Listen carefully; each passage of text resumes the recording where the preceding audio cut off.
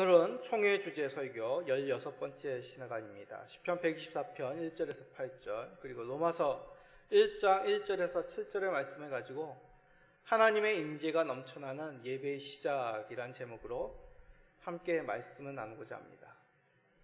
자, 오늘이 무슨 날입니까? 10월 첫째 주일입니다. 이제 2022년도도 10월, 11월, 12월 3개월뿐이 안 남았습니다. 2022년도 시작한 게 바로 엊그제 같은데 벌써 1년에 4분의 3이나 지났습니다. 성도님들은 시작할 때 세웠던 계획 얼만큼 이루셨습니까? 저도 새해를 시작하며 이렇게 교회를 목회해야지, 이렇게 교회 복음을 가지고 전도를 해야지 여러 계획들을 세웠습니다. 그러나 많은 것들이 계획대로 이루어지지 못했습니다. 목회나 전도란 것이 사람의 계획과 노력에 따라서 결과물이 나오는 것이 아니기 때문이죠. 물론 하는 거는 할 수 있고 또한 해보는 데까지는 해봤습니다. 그럼에도 이제 내년에 대한 계획을 구상하고 구체적으로 계획을 잡아야 될 때가 이제 가까웠습니다. 이렇듯 우리는 어떤 중요한 일을 시작함에 있어 여러 중요한 계획들을 먼저 세웁니다. 계획을 세우므로 내가 왜 이 일을 해야 될까? 내가 무슨 목적으로 이런 일을 하지? 그런 마음들을 이제 새롭게 할 수 있는 것이죠. 그래서 그런 말도 있지 않습니까? 시작이 반이다. 그만큼 시작이 중요하다는 얘기죠. 시작을 하면 끝맺는 것은 어렵지 않다는 그런 의미입니다. 그러면 우리의 예배의 시작은 어떻습니까? 우리가 매주 예배를 드리죠. 예배를 드린다는 얘기는 예배의 시작을 한다는 얘기입니다. 물론 예배의 시작을 통해 우리는 예배를 끝나는 것, 마무리하는 것이 중요하다. 그런 의미는 결코 아닙니다. 그러나 우리의 예배는 한 번의 종교 행사가 아니란 얘기죠. 우리는 예배의 시작, 우리들이 어떤 의미로 그것을 받아들이고 있습니까? 주께서는 예배의 시작을 통해 우리들에게 어떤 하나님의 뜻을 말씀하고 계신 것일까요? 오늘 말씀을 통해 우리가 예배의 시작을 통하여 깨달아야 될 사실, 그리고 그 예배의 시작을 통하여 더욱 주께 나아가고 그 친밀함을 누리는 기쁨의 예배, 은혜의 예배, 그러한 예배가 되어야 되겠습니다. 오늘 말씀을 통해 그런 사실을 깨닫고 더욱 우리의 예배가 하나님께로 나아가는 귀한 예배가 되시기를 예수 그리스도의 이름으로 간절히 간구드립니다. 자, 오늘 설교는 말씀드렸듯이 고신교단 총회 주제 설교 16번째 내용입니다. 그것을 참고하였음을 미리 말씀드립니다. 사랑하는 성도님들은 예배의 시작이 언제라고 생각하십니까?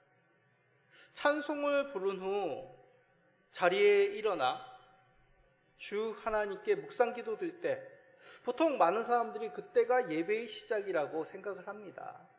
그런데 어떤 분들은 또 이렇게 말씀합니다. 예배 직전에 찬송하면 벌써 예배 시작이다. 또 어떤 분들은 또 이렇게 얘기합니다. 아니다. 예배당에 앉아 기도를 드리면 벌써 그 예배는 시작이 된 거다. 또 어떤 분들은 더 나아가 이렇게 얘기합니다. 아니다. 예배당에 발걸음을 들인 후 그때가 벌써 예배의 시작이다.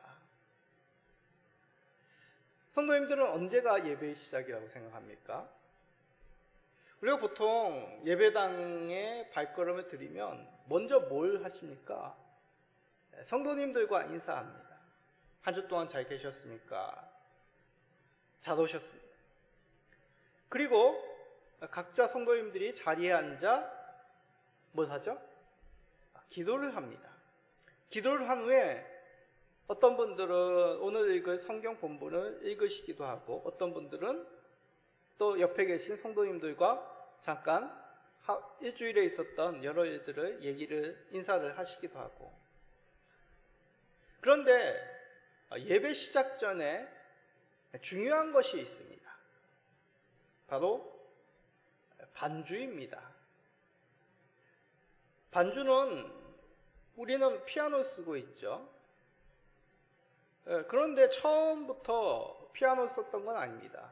교회에서의 반주, 예전에는 중세시대 때는 오르간만을 사용했습니다. 이 오르간조차도 세속적인 악기로 여겼다고 합니다. 그런데 차차 이 오르간이 가장 예배에 적합한 반주 악기다라고 그렇게 교회가 받아들이게 됐죠. 그래서 오르간 반주, 그 반주를 행하는 반주자, 별명이 뭔지 아십니까? 교회의 찬송의 양심이라고 불립니다. 그만큼 중요한 예배 봉사자가 바로 예배의 반주자라는 얘기죠. 그런데 세월이 흘러 이 고가, 오르간은 고가죠, 굉장히. 고가인 이 오르간보다 좀 더 대중화된 악기가 교회에 들어오게 됩니다. 그것이 이제 피아노입니다. 그래서 대부분 현대교회에서는 피아노, 특히 한국교회에서는 피아노로 반주를 하고 있습니다. 그러므로 예배전 반주와 찬송은 예배를 드리기 위해 나온 성도들과 함께 예배를 향해 나아갈 수 있도록 돕고 있는 그런 과정인 것이죠. 그러기에 반주 봉사자는 홀로 그 무거운 짐을 질 필요가 없습니다. 예배 인도자와 회중들이 함께 찬송을 하며 예배를 드리기 위해 또한 그 찬송의 가락에 맞추어서 그 마음을 모으고 있다는 것이죠. 이런 인식이 없으면 반주자는 자신의 연주 실력을 의존하고 그 마음의 부담감, 또한 여러 가지 육체의 피곤함을 누리게 됩니다. 교인들은 이렇게 무거운 짐을 지고 있는 또 피아노 반주자들을 생각해야 되는 것이죠. 그 필요를 채워줄 또한 그런 마음을 쏟게 됩니다. 그럴 필요가 없다는 건 얘기죠.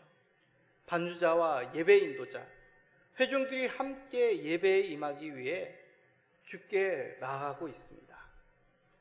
이제 약속된 예배의 시간이 시작이 됐죠. 예배가 시작이 된 겁니다.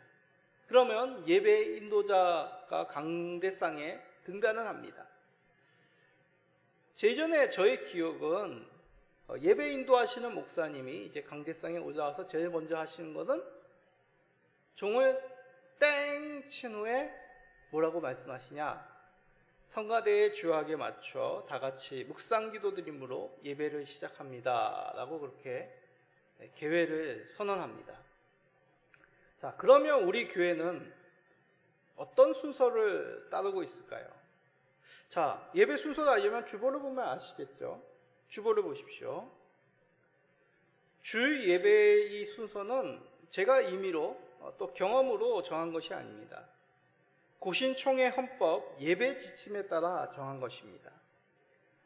예배 지침에 보면 제일 처음이 예배의 부름입니다. 예배의 초청이라는 얘기죠. 예배의 부름으로 예배가 시작된다는 뜻입니다. 모임이 공적인 시작을 알리는 것 참으로 중요하죠. 그 전에 이루어지는 모든 일들은 아무리 훌륭한 일이라고 할지라도 더 이상 소위 말하는 식전 행사고 공식적인 모임이 될 수 없습니다. 예배의 부름과 더불어 더 이상 사사로운 것이 작용할 수 없다는 것이죠. 하나님과의 공적인 만남으로 이 예배의 시작이 이루어졌다는 것입니다. 그래서 예배의 부름, 이 용어는 라틴어를 번역한 용어라고 합니다.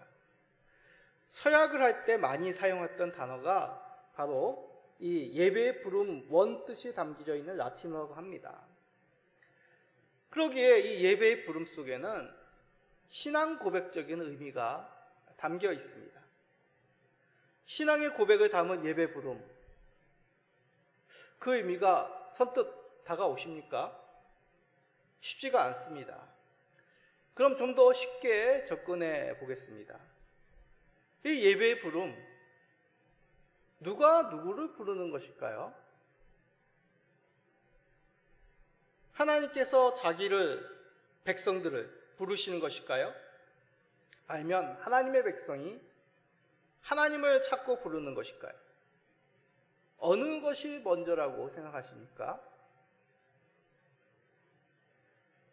물론 하나님께서 우리를 부르신 것이죠.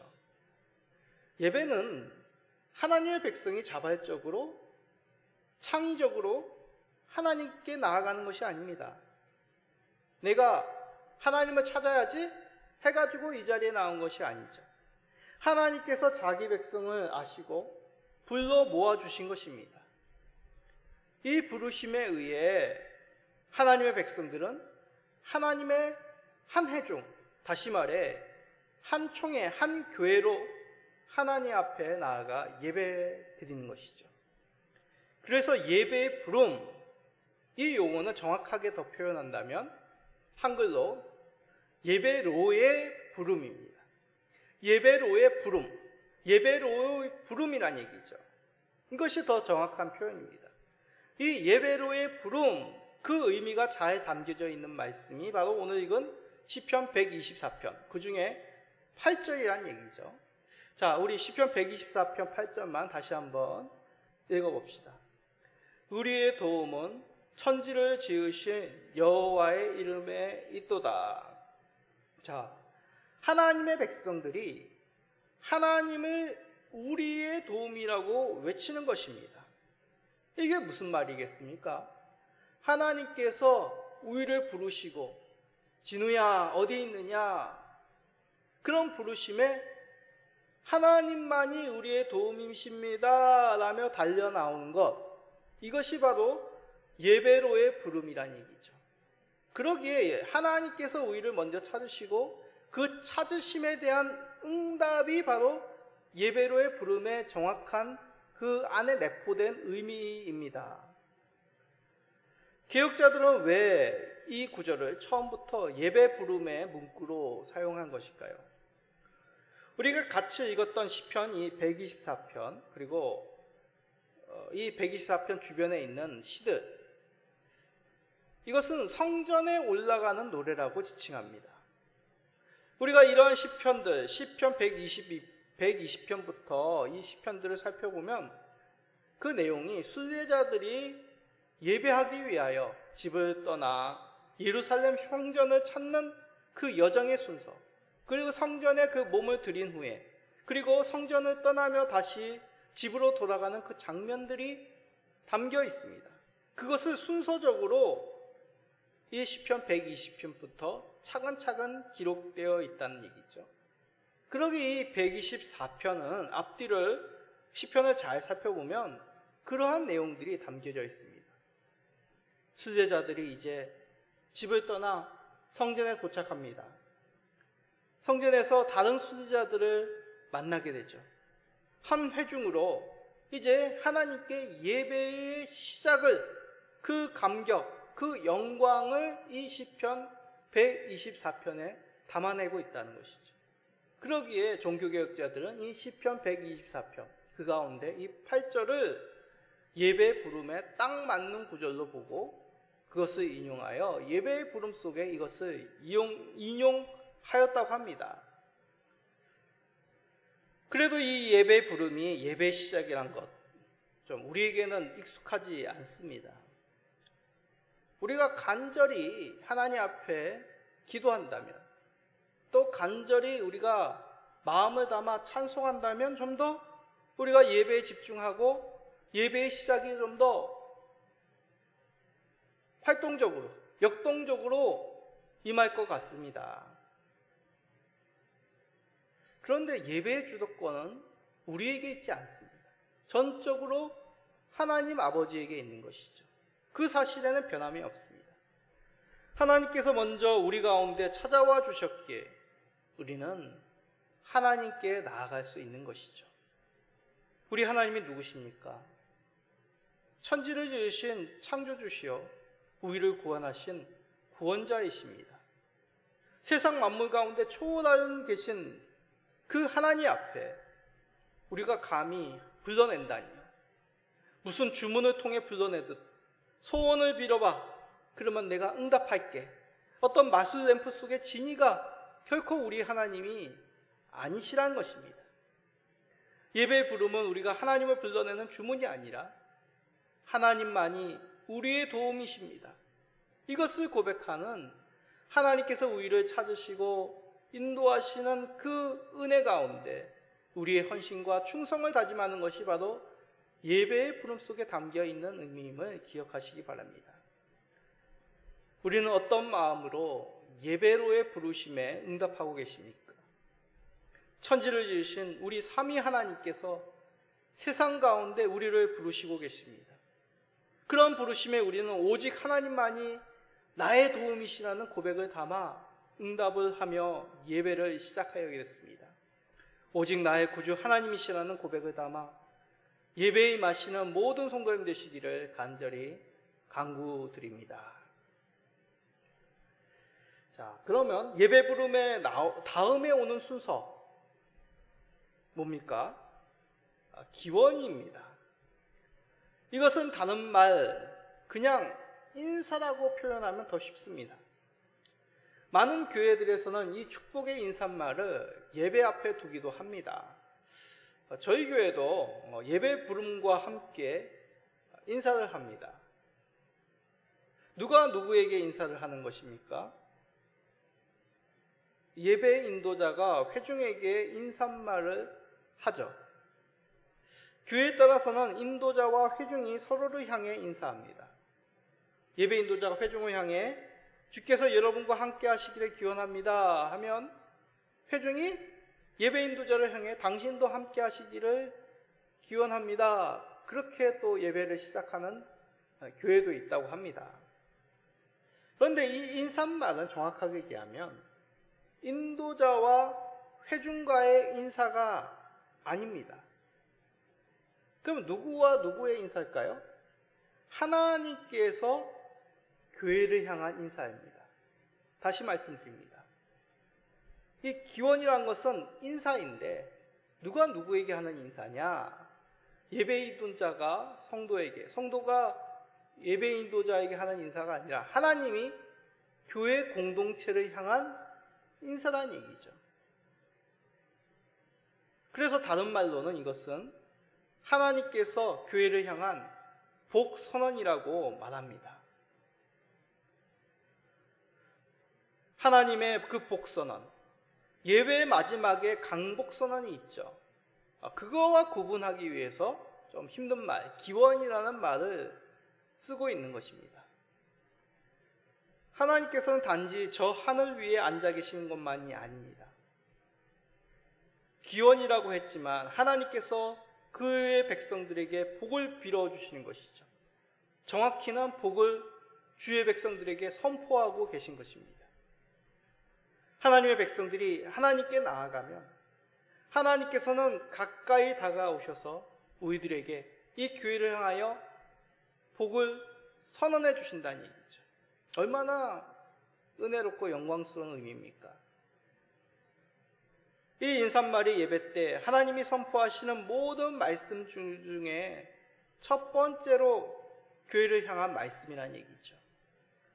그러므로 예배의 자리에 나온 그 하나님의 총회, 교회와 성도는 일상적인 문안 인사를 넘어 하나님께서 우리에게 복을 허락해 주심에 대해 감사하며 그 영광을 담아 인사를 받아야 되는 것입니다. 그런데 눈에 보이는 것은 어떻습니까? 누가 인사의 말을 대신 전하죠? 예배 인도자가 합니다. 예배 인도자가 대신하여 그 하나님의 복에 대한 선언을 선포하는 것이죠. 인사말을 할 때 예배 인도자는 예배 부름에서 했던 역할과 반대의 입장에 서게 됩니다. 예배 부름에서는 하나님께서 우리를 부르심에 대한 우리의 헌신, 그 영광을 고백한다고 하였습니다. 그러면 이제 이 인사를 통하여 이제는 하나님의 입이 되어 회중을 향해 하나님의 복선언, 하나님의 인사말을 전하는 것이죠. 이 인사는 그러기에 일상적인 문화 인사가 아닙니다. 하나님의 뜻이 담긴 복의 선언입니다. 이 인사야말로 말미암아 목사는 경건한 말을 할 필요가 아닌 성경에 나와 있는 기록된 말씀을 전할 수 있는 것이죠. 그러기에 어떠한 인사말이 좋겠습니까? 사도 바울은 교회를 향해 편지하면서 다양한 인사말을 사용했습니다.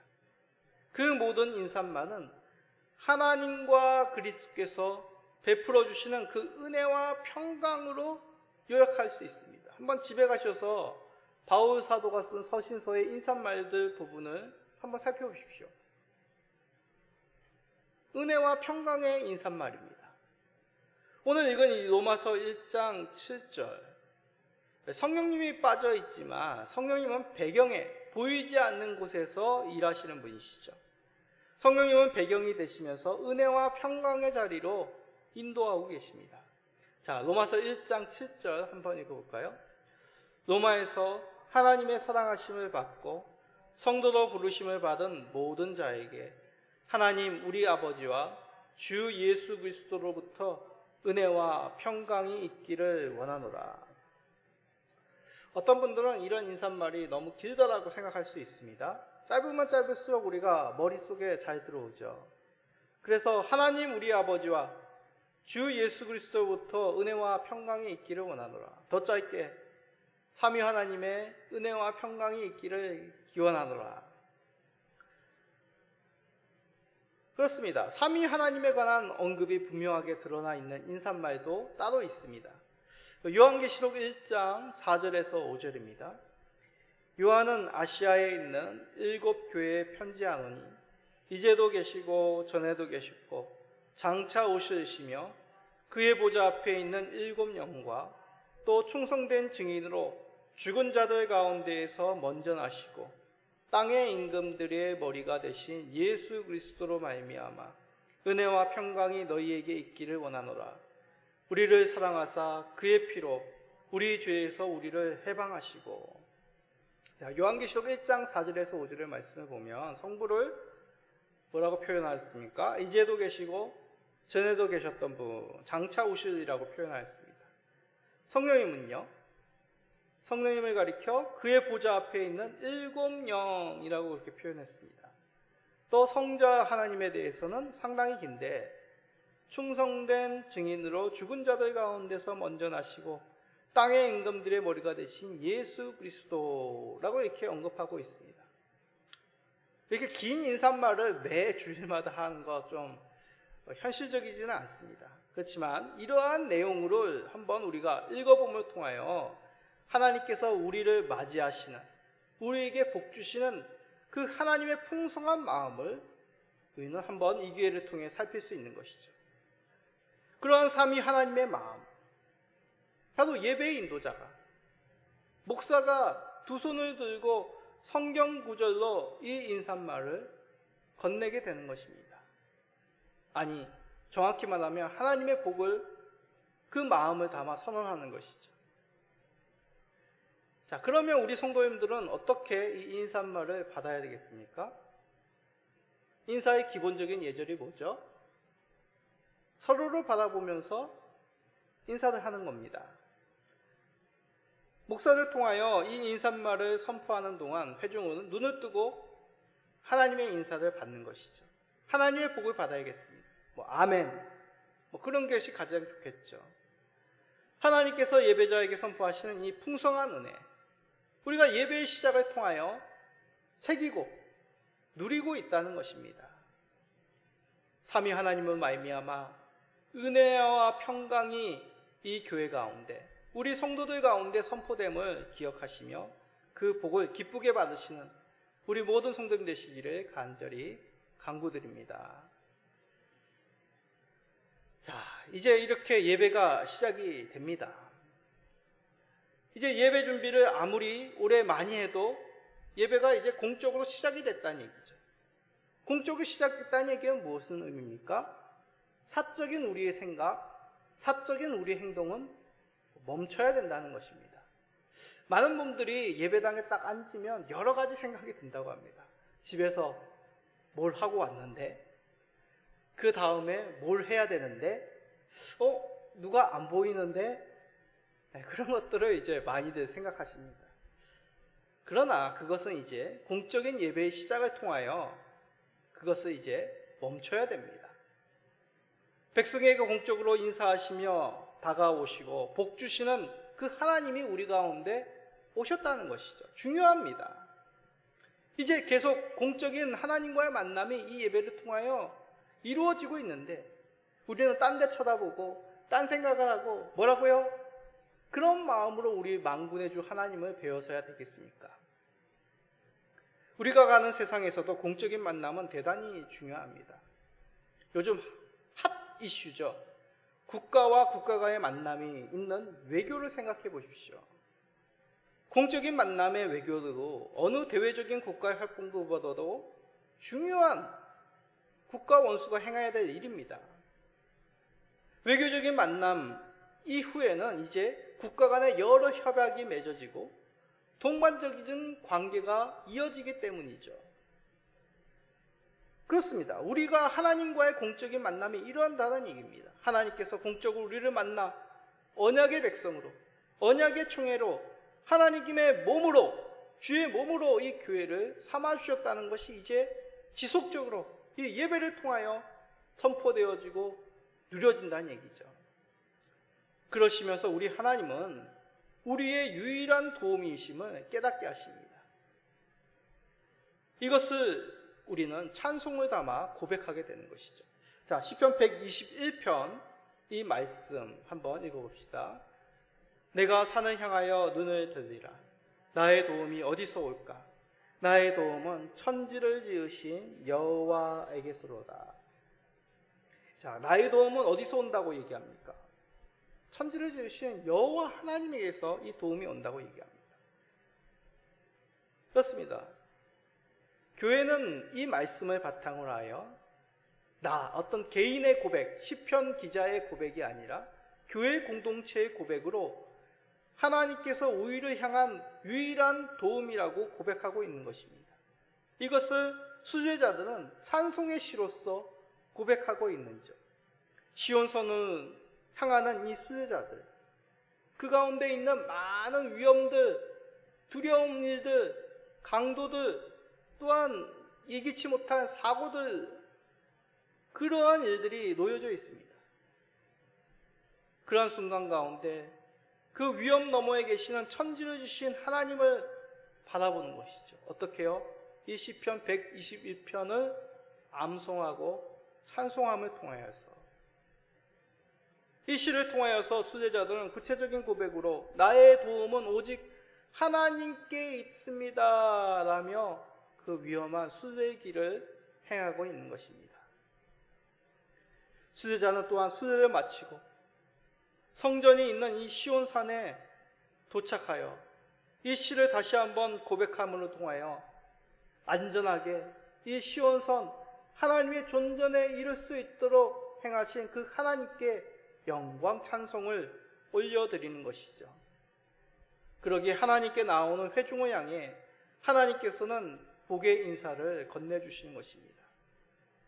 이렇듯 예배의 시작은 하나님께서 그의 백성을 부르심에 대한 충성의 그 영광의 감사의 고백, 신앙적인 고백, 그 다음에 하나님께서 그 백성들, 나온 백성들을 향한 복의 선포, 그리고 그 모든 과정 가운데 인도하시고 우리의 도움이 되신 그 하나님을 찬송함으로 그 예배의 3부분이 이루어지게 됩니다. 다시 한번 얘기합니다. 예배의 부름, 그 후에 하나님께서 내려주시는 복, 이 모든 하나님의 인도하심에 대한 감사, 영광, 찬양, 이 모든 세 가지 과정이 예배의 어떤 시작의 한 부분이라고 할 수 있습니다. 회중은 이 예배의 부름에 대한 기원을 그리고 그러한 감사를 하나님 앞에 이 예배의 시작의 순서로 누리게 되는 것이죠. 이것을 통해 우리는 하나님의 존전에 담대히 나아가는 역할을 이 예배의 시작을 통하여 누리게 됩니다. 예배 때 은혜를 풍성하게 받으면 좋은 것 아니겠습니까? 예배를 제대로 드려야 큰 복을 받는 것 아니겠습니까? 그런데 여기서 우리가 기억해야 될 것, 우리들은 벌써 은혜를 받은 자들입니다. 복을 받은 자입니다. 그러기에 합당하게 우리는 그 복받은 자들로서 하나님 앞에 전심을 다하여 예배를 드리려고 하는 것이죠. 이것은 결코 세상 속에서 얘기하는 비율을 맞추게 하여 무엇인가 더 좋은 것들, 물질적인 것들을 바라며 나오는 것이 아니라는 얘기죠. 함께 구원의 은혜를 받은, 부르심의 은혜를 받은 이 형제자매들이 한 지체되어 한 총회로, 한 교회로 하나님 앞에 담대히 나아가는 것입니다. 그 예배 가운데 우리는 하나님이 세우신 규례대로 그리스도의 몸을 이루어 하나님 앞에 담대히 나아가는 것입니다. 하나님께서는 두세 사람의 주의 이름을 부른 곳에 함께 계시겠다고 약속하셨습니다. 이것이 바로 우리가 드리는 예배입니다. 우리는 어떤 마음으로 예배의 시작에 임하고 계십니까? 하나님께서 우리를 천에 하나 만에 하나 불러주셨습니다.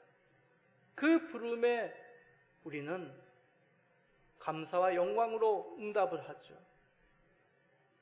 응답한 주의 백성들에게 주께서는 하늘의 귀한 영광, 그 복을 선포하십니다.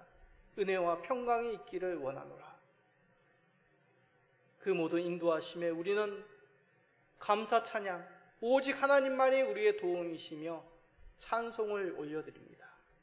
이 예배의 시작의 순서를 통하여 더욱 우리를 예배 자리에 초대하신 큰 영광 깨닫고 예배를 더욱 사모하시며 전심으로 하나님과 동행하시게 힘쓰는 예배드리시는 모든 성도님 되시기를 예수 그리스도의 이름으로 간절히 축복드립니다. 아멘.